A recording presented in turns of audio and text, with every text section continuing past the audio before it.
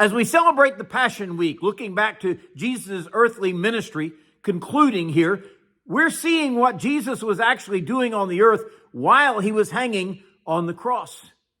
Good morning. This is Pastor Ernie Lewis of the Blue Point Church in Sisney, Illinois, with your thoughts for Tuesday.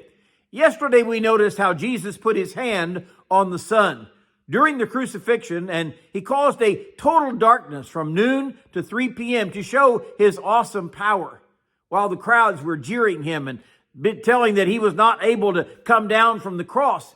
He was actually touching the most powerful thing in our universe and showing his sovereignty over all the world.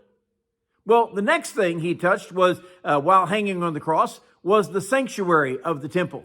You see, the Jews prided themselves in this magnificent structure that they had built to house the very presence of God. As a matter of fact, God even christened it back in the day. Whenever they dedicated it, he filled it with smoke to show his presence there and certainly his approval.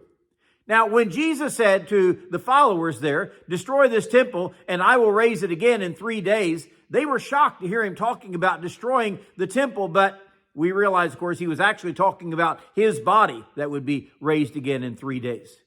Inside the temple, by the way, there were several fixtures to remember God's faithfulness to them. There was Aaron's rod that budded at God's touch. There was the Ark of the Covenant that symbolized the very presence of God among the children of Israel as they traveled throughout the wilderness.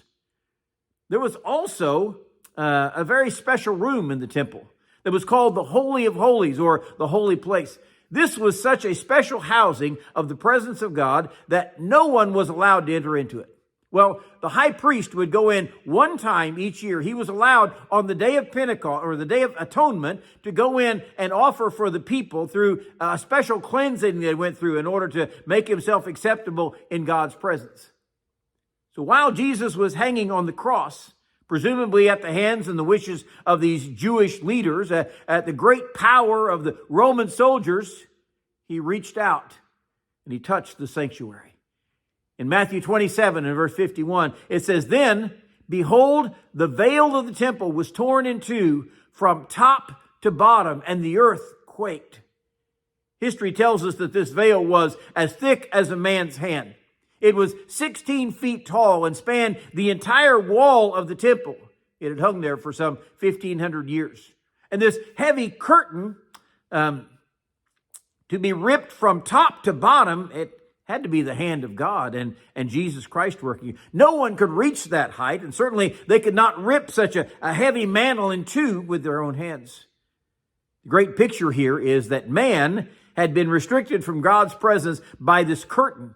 But now, whenever Jesus Christ dies on the cross, he ripped open that veil to say, you can actually come to God. By paying off a man's sin debt that had separated him from a holy God for so long, Jesus bridged the gap between man and God and opened the door to restore our fellowship with a holy God. It's like Jesus was saying, come on in and meet with the Father, since I have already paid for your sins. Hebrews chapter 4 and verse 16 says, "Since Christ is our high priest, let us therefore come boldly to the throne of grace, that we may obtain mercy and find grace to help in time of need."